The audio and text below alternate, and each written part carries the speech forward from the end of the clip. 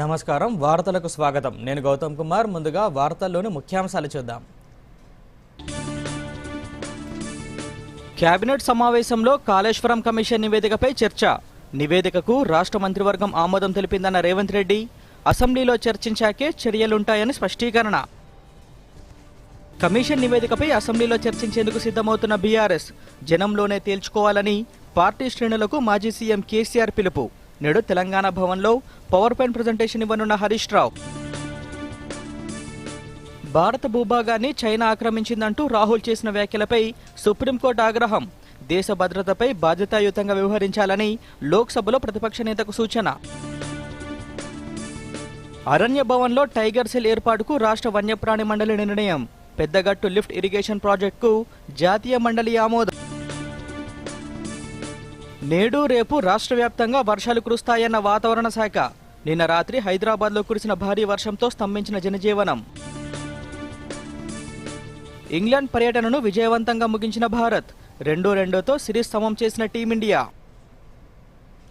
ఇక వివరాలు కాళేశ్వరం ప్రాజెక్ట్ అవకతవకలపై జస్టిస్ పినాకి చంద్రఘోష్ కమిషన్ ఇచ్చిన నివేదికలో ఎలాంటి రాజకీయ జోక్యం లేదని ముఖ్యమంత్రి రేవంత్ రెడ్డి స్పష్టం చేశారు రాష్ట్ర సచివాలయంలో జరిగిన మంత్రివర్గ సమావేశంలో కమిషన్ నివేదికపై కూలంకుషంగా చర్చించి ఆమోదం తెలిపింది అనంతరం రేవంత్ రెడ్డి డిప్యూటీ సీఎం బట్టి విక్రమార్క మంత్రులతో కలిసి మీడియాతో మాట్లాడారు ఈ నివేదికను అసెంబ్లీలో పెట్టి చర్చించి అందరి అభిప్రాయాలు తీసుకున్న తర్వాత ఎలాంటి చర్యలు తీసుకోవాలో నిర్ణయిస్తామని తెలిపారు ఇది స్వతంత్ర కమిషన్ ఇచ్చిన నివేదిక అని సిఫారసుల ఆధారంగా చర్యలు ఉంటాయి తప్ప ఎలాంటి కక్షపూరిత చర్యలకు తావులేదని రేవంత్ రెడ్డి తెలిపారు కమిషన్ ఇచ్చిన నివేదికపై నీటిపారుదల న్యాయ సాధికారత పరిపాలన శాఖలకు చెందిన 3 కార్యదర్శులతో కమిటీ వేసి సంక్షిప్త నివేదిక రూపొందించినట్లు తెలిపారు కమిషన్ నివేదికను వారు తప్పుబట్టడం సహజమేనని వ్యాఖ్యానించారు ఇది రాజకీయ నివేదికను ప్రభుత్వ నివేదికను కాదని ఇది స్వతంత్ర కమిషన్ ఇచ్చిన నివేదిక అని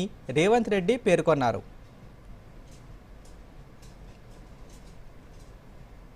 ఈ నివేదికను ఈరోజు మంత్రివర్గంలో ఆమోదించడమే కాకుండా రాబోయే రోజుల్లో శాసనసభలో ప్రవేశపెట్టి అన్ని రాజకీయ పక్షాలకు వారి అభిప్రాయాన్ని చెప్పే అవకాశం కల్పించి including leader of opposition reason chief minister Chandrasekhara Rao garu ఆనాటి సాగునీటి పారుదల మంత్రులు ఇతర మంత్రులందరూ కూడా ఆనాడు మంత్రివర్గంలో ఉన్న వాళ్ళందరూ కూడా వాళ్ళ అభిప్రాయాలు చెప్పడమే కాకుండా చట్టసభలలో శాసనసభలో కావచ్చు శాసన మండలిలో కావచ్చు ప్రజాప్రతినిధులు స్పష్టంగా ఈ నివేదిక పట్ల ఒక అవగాహన తెచ్చుకోవడమే కాకుండా వాళ్ళ అభిప్రాయాలను స్వేచ్ఛగా చెప్పడానికి అవకాశం కల్పించాలని ఈరోజు మంత్రివర్గ సమావేశంలో మేము నిర్ణయం తీసుకున్నాం అందుకే ఈ 665 పేజీల నివేదికను తొందరలోనే శాసనసభ శాసన మండలి సమావేశాలను ఏర్పాటు చేసి అక్కడ ఈ నివేదికను ప్రవేశపెట్టి అందరి అభిప్రాయాలు పరిగణలోకి తీసుకున్న తర్వాత భవిష్యత్ కార్యాచరణను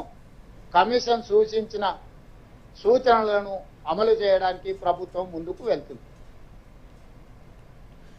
కాళేశ్వరం ప్రాజెక్టు వివరాలను మంత్రి ఉత్తమ్ కుమార్ రెడ్డి మీడియాకు వెల్లడించారు మొదట తుమ్మడిహట్టి వద్ద 38,000 కోట్ల రూపాయలతో 16 లక్షల ఎకరాలకు సాగునీరు అందించేలా ప్రాజెక్టును రూపొందించారని కానీ కేసీఆర్ అధికారంలోకి వచ్చిన తర్వాత డిజైన్లను మార్చారని ఉత్తమ్ తెలిపారు అధిక వడ్డీ రేట్లతో ఎన్బీఎఫ్సీల నుంచి 84,000 కోట్ల రుణాలు తీసుకువచ్చారన్న ఉత్తమ్ ఈ రుణాల సేకరణలో అవకతవకలు జరిగాయని ఆరోపించారు తుమ్మడిహట్టి వద్ద నీటి లభ్యత లేకపోవడంతో నిర్మాణాన్ని మార్చమని కేసీఆర్ చెప్పడం అవాస్తవమని ఉత్తమ్ పేర్కొన్నారు బ్యారేజ్ నిర్మాణం సరికాదని నిపుణుల కమిటీ సూచనలను గత ప్రభుత్వం లెక్క చేయలేదని మంత్రి ఆరోపించారు After drawing huge resources from the Telangana treasury మనందరినీ మార్టిగేజ్ చేసి 84,000 కోట్ల రూపాయలు అప్పు తీసుకొచ్చి హై ఇంట్రెస్ట్ లో టెన్యూర్ ఆఫ్ బడ్జెట్ బోరింగ్స్ తీసుకొచ్చి కట్టిన కాళేశ్వరం ప్రాజెక్టు కూలిపోయిన విషయం మీ అందరికీ తెలుసు the original project was conceived at Tummidihatti to be completed at 38,000 crores for 16.5 lakh acres.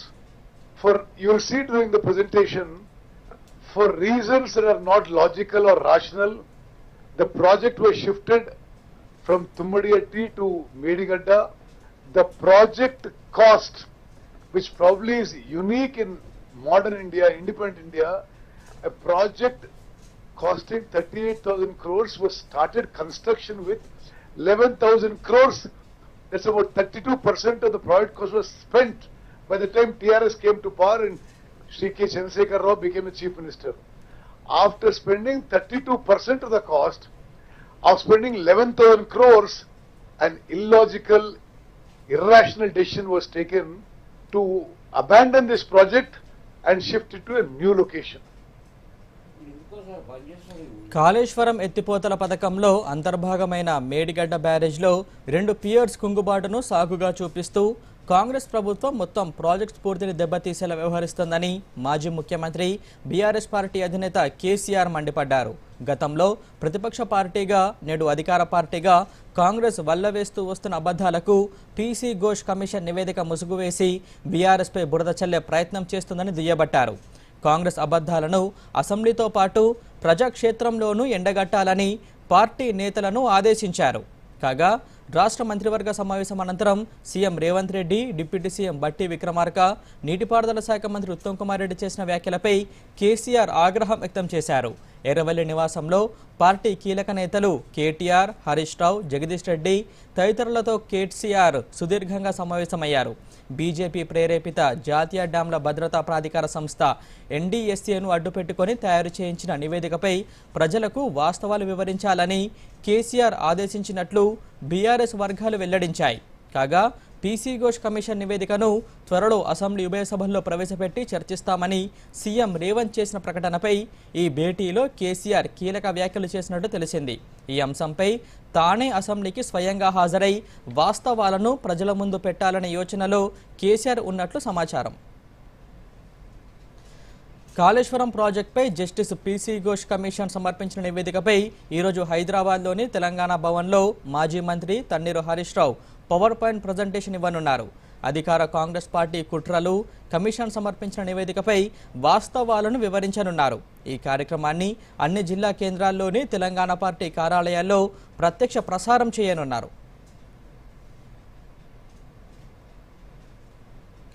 Kaleshwaram ప్రాజెక్టుపై జస్టిస్ పీసీ ఘోష్ కమిషన్ ఇచ్చిన నివేదిక రాష్ట్ర రాజకీయాల్లో సంచలనం సృష్టిస్తోంది. నిన్న జరిగిన కేబినెట్ సమావేశంలో పలు కీలక నిర్ణయాలు తీసుకుంది. అసెంబ్లీ సమావేశంలో నివేదికను ప్రవేశపెట్టి తదుపరి చర్యలు ఉంటాయని మంత్రివర్గంలో నిర్ణయించారు. సమావేశం అనంతరం సీఎం మాట్లాడుతూ అవినీతి పునాదులపై కాళేశ్వరం ప్రాజెక్టును కట్టారని గత ప్రభుత్వంపై విమర్శలు చేశారు. ఇవి రాజకీయ సాధింపులు కావని స్పష్టం చేశారు. మరోవైపు ప్రతిపక్ష బీఆర్ఎస్ పార్టీ కమిషన్ రిపోర్ట్పై ప్రత్యేక పవర్ పాయింట్ ప్రజెంటేషన్ ఇవ్వనుంది.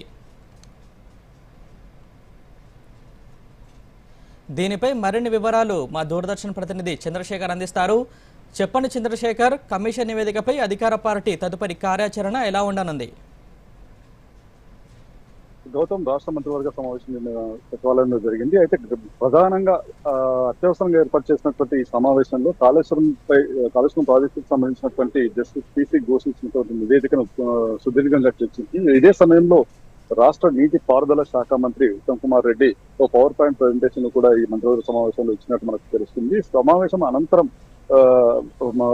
ముఖ్యమంత్రితో సహా పలువురు డిప్యూటీ సీఎం మంత్రులు మాట్లాడుతూ కాళేశ్వరం నివేదికను నేరుగా శాసనసభ అటు మండలిలో ప్రవేశపెట్టాలని చెప్పేసి చెప్తున్నారు. అయితే ఈ శాసనసభలో జరిగే చర్చ అనంతరం దీనిపై నిర్దిష్టమైన విచారణ వేయడమా లేకపోతే శాసనసభ ఏం తీర్మానిస్తుంది అనే దానిపై పరిశీలిస్తామని చెప్పారు. అయితే శాసనసభలో నివేదికను ప్రవేశపెట్టిన అనంతరమే తర్వాత ఏ చర్యలు తీసుకోవాలనేది దాని మీద ఆలోచిస్తామని చెప్పేసి నిన్న సీఎం చెప్పారు. గౌతమ్, చంద్రశేఖర్,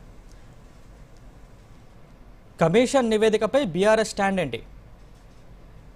అయితే కాళేశ్వరం ప్రాజెక్టుకు సంబంధించి జస్టిస్ పీసీ ఘోష్ సుదీర్ఘంగా విచారణ చేసిన అనంతరం నివేదికను ప్రభుత్వానికి అందజేసింది. అయితే ఈ నివేదిక పూర్తిగా తప్పుల తరక అని చెప్పేసి అటు బీఆర్ఎస్ అంటుంది. బీఆర్ఎస్ కు సంబంధించిన బీఆర్ఎస్ అధినేత కేసీఆర్ అందుబాటులో ఉన్నటువంటి సహచరులతో అదేవిధంగా మాజీ మంత్రులతో సమావేశం అయ్యారు. సమావేశంలో పలు కీలక వ్యాఖ్యలు చేసినట్టు తెలిసింది. అసలు కాళేశ్వరం ప్రాజెక్టుకు సంబంధించి రాష్ట్ర ప్రభుత్వం చేస్తుందంతా కూడా అబద్ధ ప్రచారం అని చెప్పేసి స్పష్టంగా ప్రజల్లోకి తీసుకెళ్లాలని చెప్పేసి ఆయన ఈ బాధ్యతను మాజీ మంత్రి హరీష్ రావు మీద పెట్టారు. అయితే ఈ రోజు బీఆర్ఎస్ ప్రధాన కార్యాలయంలో హరీష్ రావు దీనిపై ఒక పవర్ పాయింట్ ప్రెజెంటేషన్ ఇవ్వనున్నారు. దీన్ని జిల్లా కేంద్రాల్లోనూ లైవ్ టెలికాస్ట్ చేయనున్నారు. అదేవిధంగా గ్రామాల్లోకి సైతం ప్రచారం చేసే విధంగా దీనిపై చర్యలు తీసుకోనున్నారు. Gautam, thank you Chandrasekhar. దేశంలో క్రిటికల్ మినరల్స్ పరిశోధనల కోసం దేశవ్యాప్తంగా ఏర్పాటు చేస్తున్న 7 సెంటర్ ఆఫ్ ఎక్సలెన్స్లలో 2 హైదరాబాద్కు కేటాయించినట్లు కేంద్ర బొగ్గు గనుల శాఖ మంత్రి కిషన్ రెడ్డి ఓ ప్రకటనలో తెలిపారు. ఇందులో ఒకటి హైదరాబాద్ ఐఐటి, మరొకటి non ferrous materials technology development సెంటర్లో నెలకొల్పనున్నట్లు వెల్లడించారు. మిగతా వాటిని Bombay IIT, Dhanbad IIT ISM, IIT Roorkee, Bhubaneswar CSIR IMMT, జంజేష్పూర్లోని సిఎస్ఐఆర్ ఎన్ఎంఎల్లో ఏర్పాటు చేయనున్నట్లు వారు పేర్కొన్నారు. ఈ 7 సెంటర్లకు కేంద్ర ప్రభుత్వం నిధులు సమకూర్చనుందని వెల్లడించారు.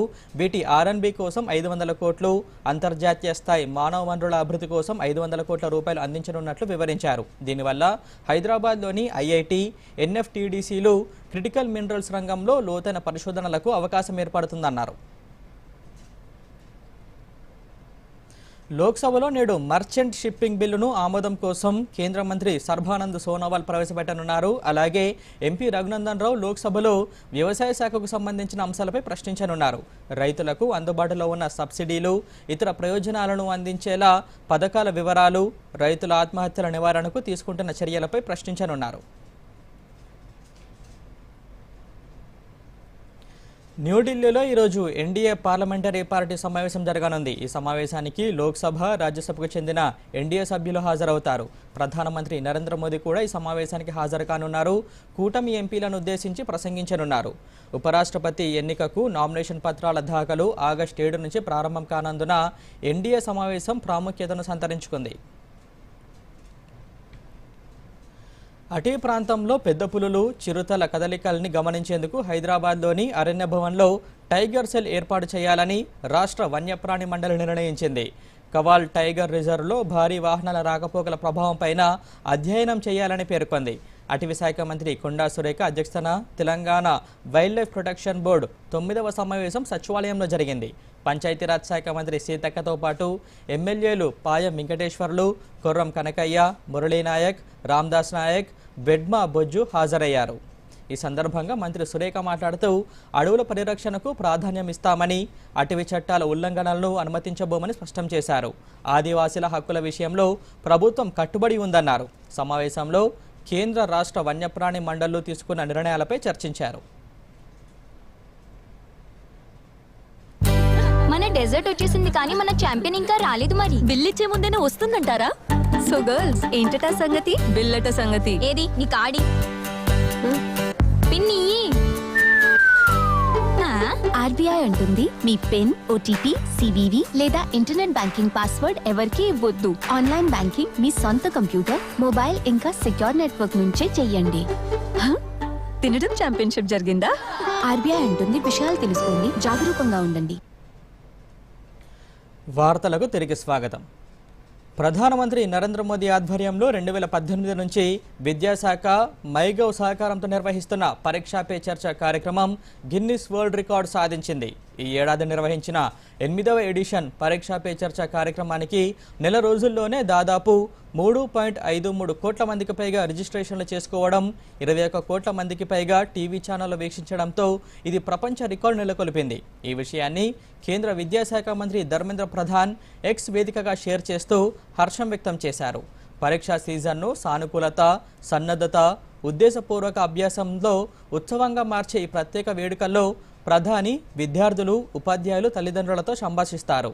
ఈ కార్యక్రమం పరీక్షలను ఒత్తిడి కాకుండా ప్రోత్సాహకర సమయంగా మార్చింది.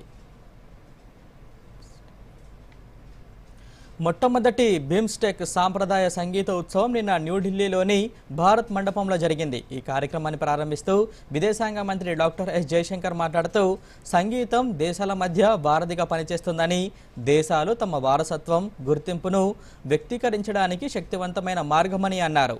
సాంస్కృతిక నైపుణ్యం ద్వారా కూడా సమాజాల గౌరవాన్ని పొందడం, గౌరవాన్ని నిర్ధారించడం సాధ్యమని ఆయన తెలిపారు. సంగీతాన్ని సమాజానికి ఆత్మగా భావిస్తామని జయశంకర్ చెప్పారు. అనంతరం భారత్, బంగ్లాదేశ్, భూటాన్, మయన్మార్, నేపాల్, శ్రీలంక, థాయిలాండ్ దేశాల కళాకారుల సంగీత ప్రదర్శనలు తిలకించారు.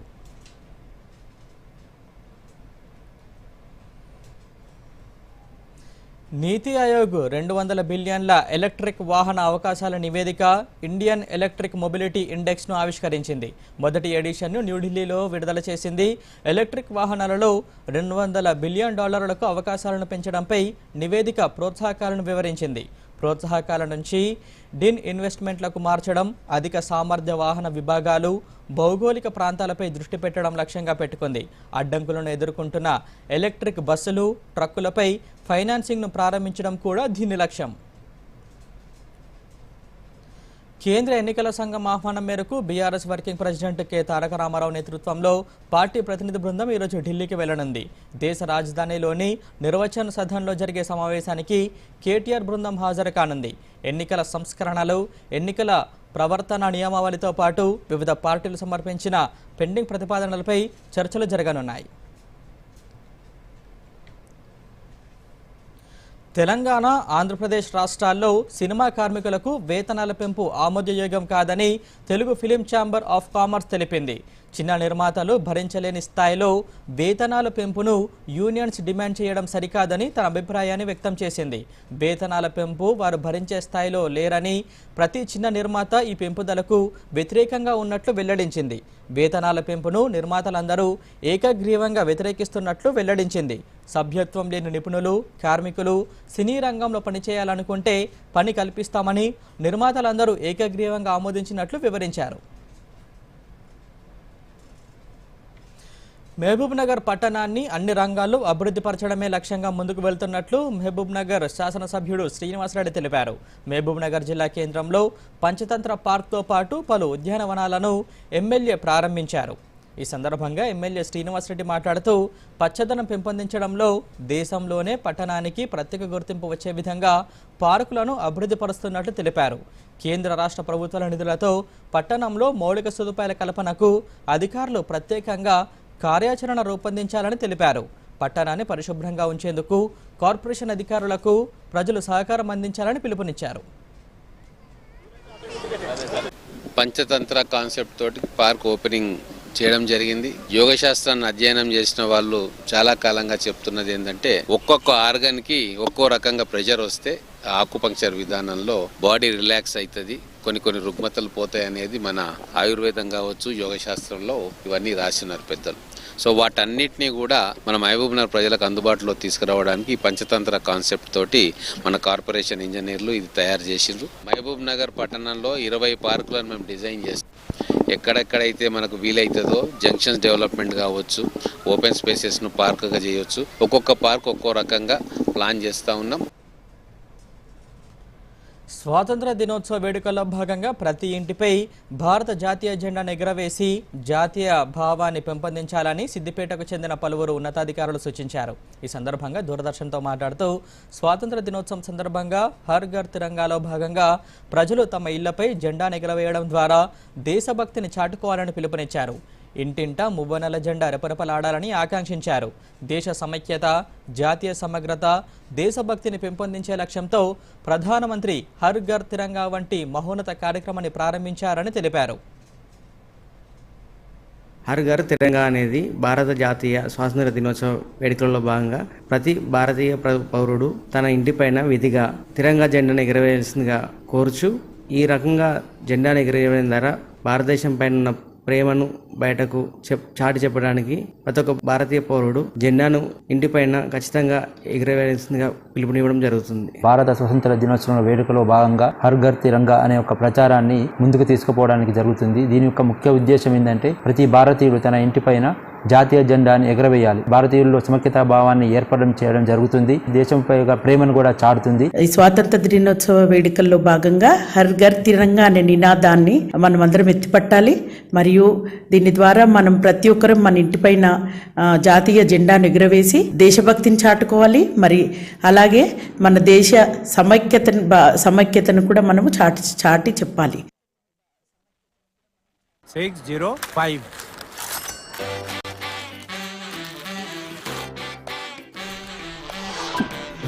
మార్చండి, అలవాటు మార్చండి.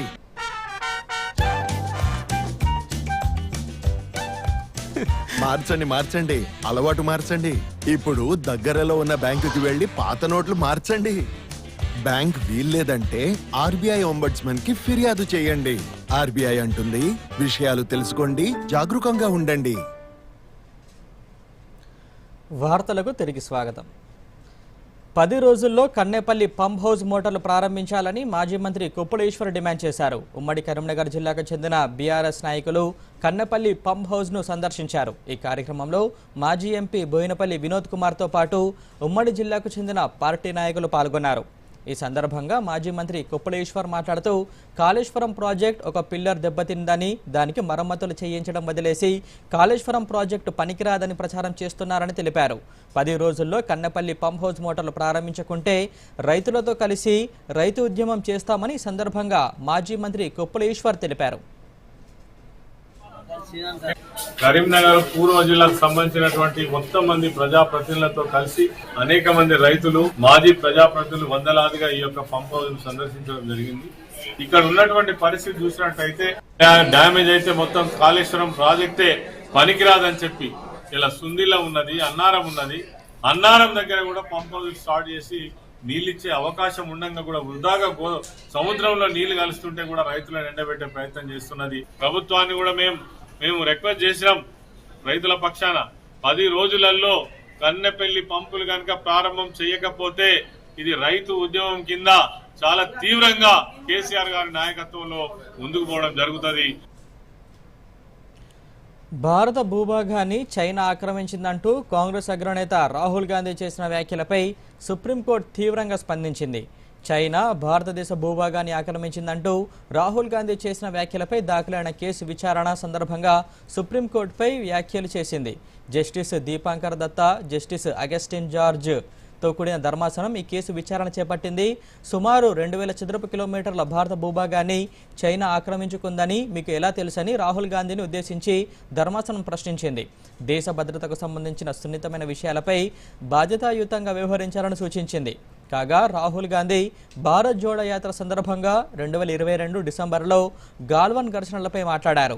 గాల్వన్ ఘర్షణల తర్వాత చైనా సుమారు 2000 చదరపు కిలోమీటర్ల భారత భూభాగాన్ని ఆక్రమించిందని ఆరోపించారు. ఈ వ్యాఖ్యలపై ఓ రిటైర్డ్ రక్షణ అధికారి లక్నో కోర్టులో పరువు నష్టం కేసు వేశారు. ఈ కేసు విచారణను రద్దు చేయాలని కోరుతూ రాహుల్ గాంధీ దాఖలు చేసిన పిటిషన్ను గతంలో అలహాబాద్ హైకోర్టు తిరస్కరించింది. దాంతో రాహుల్ సుప్రీంకోర్టును ఆశ్రయించారు. సోమవారం రాహుల్ గాంధీ దాఖలు చేసిన పిటిషన్పై విచారణ జరిపించిన అత్యున్నత న్యాయస్థానం లక్నో కోర్టులో జరుగుతున్న విచారణపై స్టే విధిస్తూ రాహుల్ గాంధీకి తాత్కాలిక ఊరటనిచ్చింది. అయితే రాహుల్ గాంధీ వ్యాఖ్యలను మాత్రం తీవ్రంగా తప్పుబట్టింది. జాతీయ నాయకులు బాధ్యతాయుతంగా ఉండాల్సిన అవసరం ఉందని ఈ సందర్భంగా గుర్తు చేసింది. కాంగ్రెస్ నాయకుడు రాహుల్ గాంధీ చైనా భారత భూభాగాన్ని ఆక్రమించిందని చేసిన వ్యాఖ్యలను పార్లమెంటరీ వ్యవహారాల మంత్రి కిరణ్ రిజిజు ఖండించారు. రాహుల్ గాంధీ వాదనలకు ఆధారాలు లేవని, ఈ విషయంలో సుప్రీంకోర్టు తీవ్ర వ్యాఖ్యలు చేసిందని కిరణ్ రిజిజు తెలిపారు. ఇటువంటి వ్యాఖ్యలు దేశానికి హానికరమని, కోర్టు వ్యాఖ్యలు సమచయుతం కాదని పేర్కొన్నారు. భారత్ పలు ఉదాహరణలతో అమెరికా తీరును ఎండగట్టింది. ఉక్రెయిన్ వివాదం అనంతరం రష్యా నుంచి దిగుమతులు చేసుకోవడం ప్రారంభించినప్పుడు అమెరికా అటువంటి దిగుమతులను ప్రోత్సహించిందని భారత్ గుర్తు చేసింది. ముడి చమురు ఎగుమతులపై భారత శుద్ధి కర్మాగారాలను ట్రంప్ టార్గెట్ చేయడాన్ని యూరోపియన్ యూనియన్ కూడా వ్యతిరేకించిందని తెలిపారు. భారత్ను విమర్శిస్తున్న దేశాలు రష్యాతో వాణిజ్యంలో మునిగిపోతున్నాయని విదేశాంగ శాఖ పేర్కొంది. రష్యాతో వాణిజ్య ఒప్పందాలను కలిగి ఉన్న దేశాల జాబితాను ప్రకటించింది. 2024లో యూరోపియన్ యూనియన్ రష్యాతో 67.5 బిలియన్ యూరోల ద్వైపాక్షిక వాణిజ్యాన్ని కలిగి ఉందని వివరించింది. రష్యా నుండి అమెరికా యురేనియం, హెక్సాఫ్లోరైడ్, పెలాడియం, ఎరువులు, రసాయనాలను దిగుమతి చేసుకుంటుందని భారత్ గుర్తు చేసింది.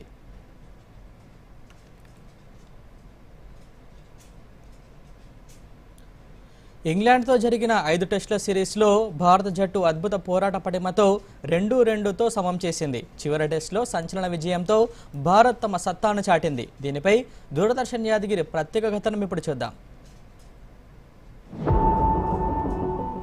భారత్ ఇంగ్లాండ్ మధ్య జరిగిన 5 మ్యాచ్ల టెస్టు సిరీస్లో ఒక మ్యాచ్ డ్రా కాగా భారత్ ఇంగ్లాండ్ చెరో 2 మ్యాచ్లు గెలవడంతో సిరీస్ డ్రాగా ముగిసింది.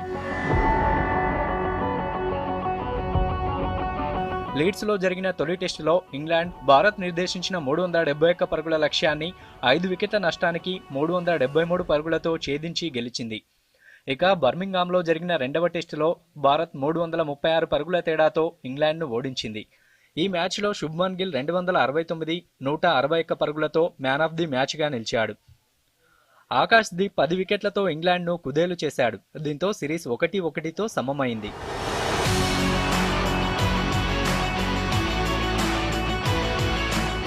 కాగా లార్డ్స్లో జరిగిన మూడవ టెస్టులో ఇంగ్లాండ్ 22 పరుగుల తేడాతో గెలిచి 2-1 ఆధిక్యం సాధించింది. మాంచెస్టర్లో జరిగిన 4వ టెస్టు డ్రాగా ముగిసింది. ఈ మ్యాచ్లో శుభ్మన్ గిల్ 103, వాషింగ్టన్ సుందర్ 101, జడేజా 107 పరుగులతో సెంచరీలు సాధించి భారత్ను ఓటమి నుంచి ఆదుకున్నారు.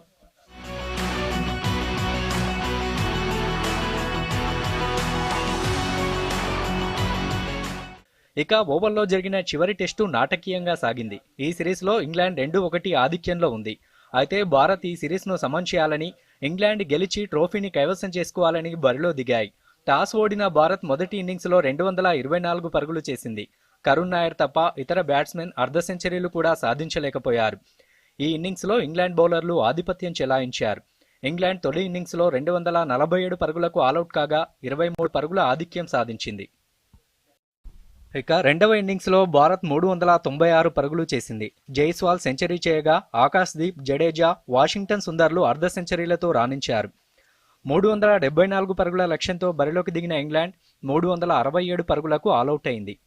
సిరాజ్, ప్రసిద్ధ్ కృష్ణ, ఆకాశ్ దీప్ బౌలింగ్తో ఇంగ్లాండ్ విజయాన్ని అడ్డుకొని భారత్కు చిరస్మరణీయ విజయాన్ని అందించారు. దీంతో సిరీస్ 2-2గా సమమైంది.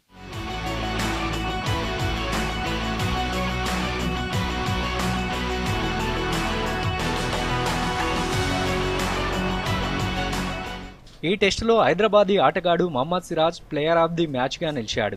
సిరీస్ ప్లేయర్స్గా ఇంగ్లాండ్ ఆటగాడు Harry Brook, Bharat captain Shubman Gill ఎంపికయ్యారు. Bureau report, Doordarshan news. భారీ వర్షంతో హైదరాబాద్లో అనేక ప్రాంతాల్లో నీరు నిలిచింది. కుతుబులాపూర్ ప్రాంతంలో అత్యధికంగా 15.15 సెంటీమీటర్ల వర్షపాతం నమోదైంది. రాజ్భవన్ రోడ్, మైత్రివనం, ఖైరతాబాద్ ప్రాంతాల్లో నీరు నిలిచింది. బేగంపేట, మైత్రివనంలో వర్షం ఎక్కువగా ప్రభావం చూపించింది. ఇక తెలంగాణలో పలు జిల్లాలకు భారీ వర్ష సూచనలు ఉన్నట్లు వాతావరణ శాఖ వెల్లడించింది. హైదరాబాద్ సహా రంగారెడ్డి, సంగారెడ్డి, మహబూబ్నగర్, జోగులాంబ, గద్వాల జిల్లాలో భారీ వర్షాలు ఉంటాయని వెల్లడించింది. ఇక ఉరుములు, మెరుపులతో కూడిన వర్షాలు ములుగు, భద్రాద్రి కొత్తగూడెం జిల్లా, ఖమ్మం, సూర్యాపేట, వరంగల్ జిల్లాలో ఉంటాయని తెలిపింది.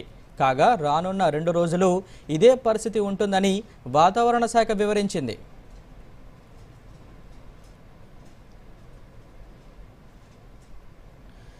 మరోసారి ముఖ్యాంశాలతో ఈ వార్తలు ముగిద్దాం. నమస్కారం. కేబినెట్ సమావేశంలో కాళేశ్వరం కమిషన్ నివేదికపై చర్చ. నివేదికకు రాష్ట్ర మంత్రివర్గం ఆమోదం తెలిపిందన్న రేవంత్ రెడ్డి, అసెంబ్లీలో చర్చించాకే చర్యలుంటాయని స్పష్టీకరణ. కమిషన్ నివేదికపై అసెంబ్లీలో చర్చించేందుకు సిద్ధమవుతున్న బీఆర్ఎస్ జనంలోనే తేల్చుకోవాలని పార్టీ శ్రేణులకు మాజీ సీఎం కేసీఆర్ పిలుపు. నేడు తెలంగాణ భవన్లో power point presentation ఇవ్వనున్న Harish Rao. భారత భూభాగాన్ని చైనా ఆక్రమించిందంటూ రాహుల్ చేసిన వ్యాఖ్యలపై సుప్రీంకోర్టు ఆగ్రహం. దేశ భద్రతపై బాధ్యతాయుతంగా వ్యవహరించాలని లోక్సభలో ప్రతిపక్ష నేతకు సూచన. అరణ్య భవన్లో టైగర్ సెల్ ఏర్పాటుకు రాష్ట్ర వన్యప్రాణి మండలి నిర్ణయం. పెద్దగట్టు లిఫ్ట్ ఇరిగేషన్ ప్రాజెక్టుకు జాతీయ మండలి ఆమోదం. నేడు రేపు రాష్ట్ర వ్యాప్తంగా వర్షాలు కురుస్తాయన్న వాతావరణ శాఖ. నిన్న రాత్రి హైదరాబాద్లో కురిసిన భారీ వర్షంతో స్తంభించిన జనజీవనం. ఇంగ్లాండ్ పర్యటనను విజయవంతంగా ముగించిన భారత్ 2-2తో సిరీస్ సమం చేసిన టీమిండియా. దూరదర్శన్ యాదగిరి వార్తలను ఇప్పుడు సోషల్ మీడియాలో కూడా చూడొచ్చు. యూట్యూబ్ అయితే డిడి న్యూస్ తెలంగాణ, ఎక్స్ వేదికగా అయితే DD news Telangana @DD Yadagiri news, Facebook అయితే డిడి న్యూస్ తెలంగాణలో చూసి సబ్స్క్రైబ్ చేసి లైక్ చేయండి, షేర్ చేయండి.